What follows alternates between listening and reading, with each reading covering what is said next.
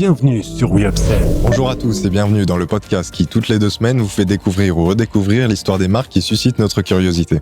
Ce mardi, nous nous intéressons à une marque spécialisée dans la production d'équipements automobiles, mais également d'électroménager et d'appareillage de chantier.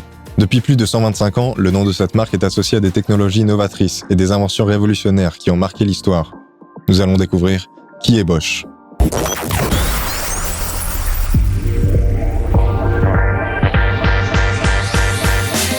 Je suis censé animer une émission. Marcom, le podcast focus sur les marques qui font le marché. Toutes les 2 semaines. Le mardi, toutes les 2 semaines, présenté par Lucas, L'histoire des marques. avec le soutien d'Upsell, spécialiste de la force de vente externalisée et supplétive. Il faut que ça pop.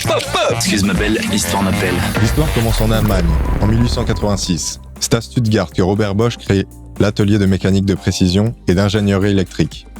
Bosch deviendra un équipementier automobile international de premier rang grâce à la confection et au développement de magnétos d'allumage adaptés aux véhicules motorisés à partir de 1897.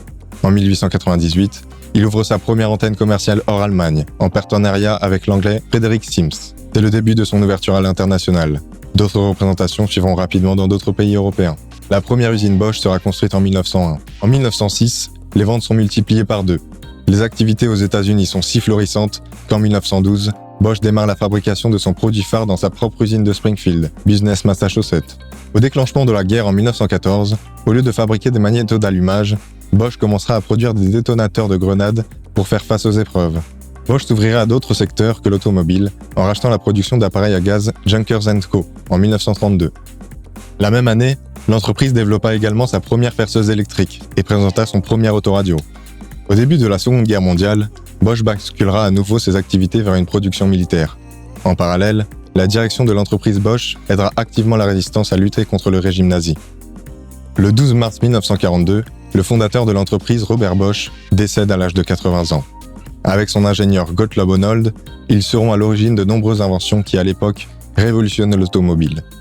L'éclairage, les essuie-glaces ou le klaxon, puis viendront les composants électroniques, le capteur d'oxygène, le freinage ABS, le système EPS, le radar de régulation de distance et la conduite autonome. Les 2 décennies suivantes seront consacrées à la reconstruction post-guerre, mais également au développement de nouvelles branches d'activité. La période des années 1960 aux années 1980 est marquée par la transformation de Bosch en un groupe international, leader de l'électronique mobile. Avec une ouverture au marché asiatique et le développement du secteur des logiciels, Bosch identifie de nouvelles opportunités. Ainsi, après la vente de sa branche télécommunications, Bosch rachètera en 2001 le spécialiste des techniques industrielles, Mannesmann Rexroth, et renforcera sa division thermotechnologique avec l'acquisition de Boderus AG en 2003. De plus, Bosch intégrera l'entreprise italienne de fabrique d'outils de menuiserie industrielle Freud à son patron Giampaolo Pozzo en 2008. En 2021, Bosch inaugure son plus gros investissement de 1,2 milliard de dollars sur un projet unique, sa nouvelle usine de production de semi-conducteurs. La marque est aujourd'hui présente dans le monde entier sur les marchés de l'équipement automobile, le bricolage, la maison et les techniques industrielles. Sur le secteur automobile, Bosch est l'un des 3 principaux équipementiers au niveau mondial. Avec son slogan des technologies pour la vie, Bosch n'a cessé d'innover grâce à sa capacité et son envie de se renouveler depuis plus de 125 ans maintenant. Un grand merci à vous pour votre écoute. On se donne rendez-vous dans 2 semaines pour découvrir l'histoire de nouvelles marques. En attendant, réagissez en commentaire ou sur nos différents réseaux sociaux. Les équipes d'Upsell et moi-même vous souhaitons d'excellents moments à tous. Bye bye. Il faut que ça pop. Excuse ma belle, l'histoire m'appelle.